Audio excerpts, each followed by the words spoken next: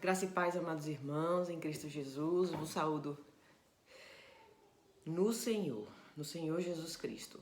A palavra de hoje, nessa devocional, antes dê uma pausinha, curta o vídeo, compartilhe o link, convide para que as pessoas se inscrevam nesse canal, porque diariamente nós temos, graças a Deus, feito esses devocionais para contribuir e compartilhar da palavra de Deus com todos que possam e queiram ouvir.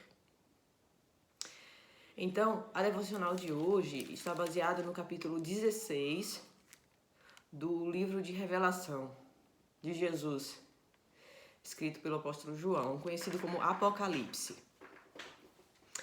Nesse momento, meus irmãos, vocês podem dar uma pausa no livro, no vídeo, para fazer a leitura juntamente com a família ou individualmente do capítulo 16. Então, vocês podem observar no capítulo 16 que há um derramamento das taças da cólera de Deus. Hoje nós temos um pensamento muito limitado sobre a justiça de Deus e a sua santidade. Porque nós, apesar de estarmos vivendo em tempos de grande multiplicar do pecado, o que está havendo com a humanidade é uma cauterização a esse pecado. Então, nós vemos e temos notícias de um homicídio e isso não nos choca como chocava em gerações anteriores. Nós vemos meninas andando com shorts que parecem calcinhas. Isso não nos choca. Os homens, as mulheres já têm seus olhos, mentes, coração cauterizados. E a tendência é que haja uma cauterização progressiva.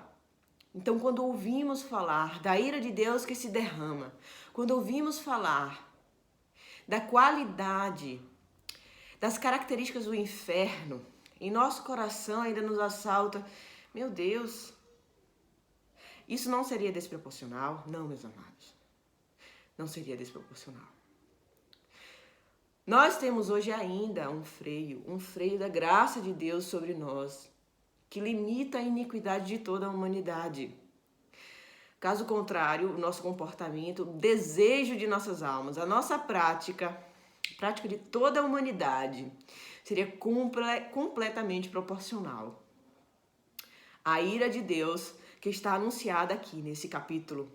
Então, meus amados, quando vocês lerem, vocês pensem, quão desgraçada foi e é o coração e a prática das pessoas que estão recebendo esse flagelo, que são as pessoas que não têm a marca do Deus vivo, mas têm a marca da besta. O que nós vemos hoje na sociedade é nada mais, nada menos como o início da úlcera da perversidade humana, que há de se revelar completamente para então Deus derramar os seus flagelos. E no seu flagelo há de se manifestar completamente o ódio do homem que tem a marca da besta contra Deus. Então vocês podem observar que os flagelos são terríveis. São terríveis. São taças derramadas sobre as águas que se tornam em sangue.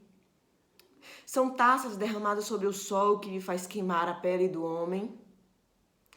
São taças sobre o trono da besta, são taças que levam a flagelos, que são úlceras dolorosas e contagiantes, que vêm sobre os homens.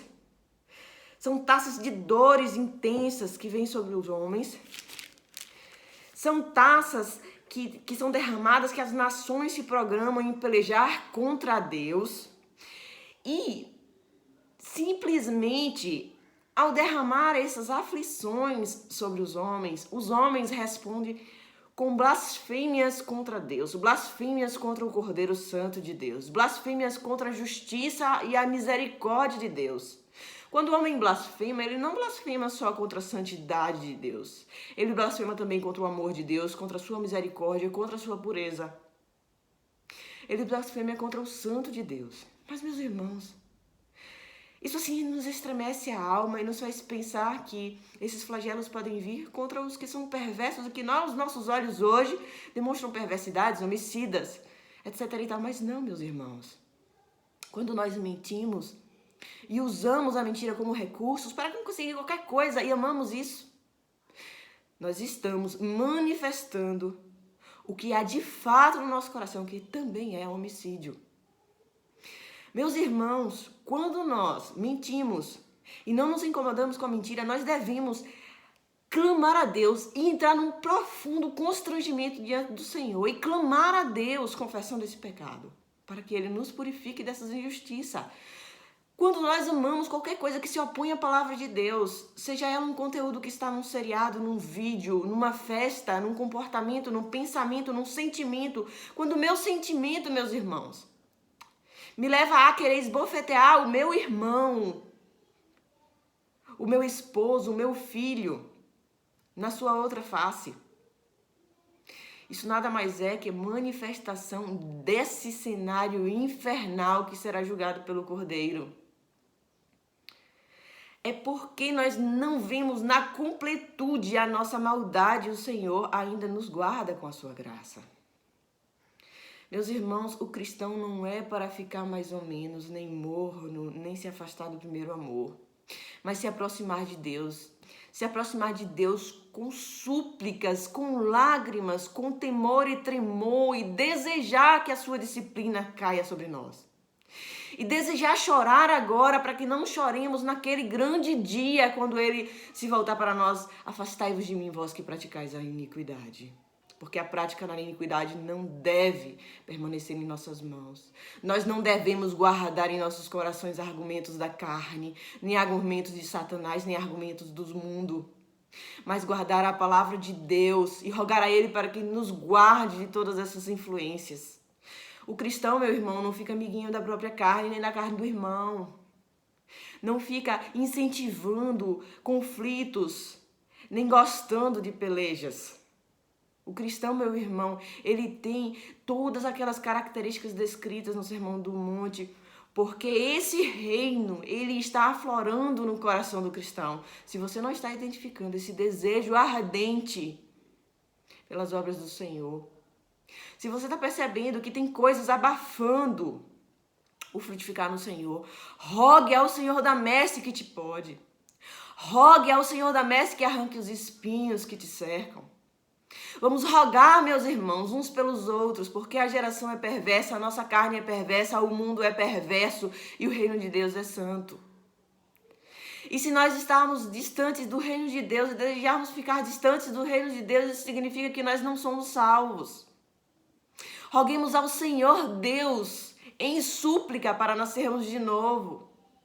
Porque conhecermos como é o novo nascimento, isso não faz de nós novos nascidos. Mas nascermos de novo, de coração, alma, de toda a nossa prática. Amar a Deus sobre todas as coisas, com toda a alma, com todo o entendimento, com tudo que é em nós, em toda a nossa rotina, na rotina do lar, nos estudos e no trabalho. Meus irmãos, vamos clamar, vamos entrar em oração para que o Senhor se faça presente com toda a sua santidade em nossa intimidade, e que isso repercuta no nosso coração, na nossa mente e na nossa prática. Choremos hoje para não chorar naquele grande dia. Em nome de Jesus, vamos estar em oração e súplica juntos, porque a nossa geração é muito perversa e nós residimos nela, porém o Cordeiro é santo. E o seu sangue purifica de toda injustiça. E onde é grande o pecado, superabunda a graça. Essa é a promessa que temos para nós. Busquemos ao Senhor enquanto se pode achar. Em nome de Jesus. Amém.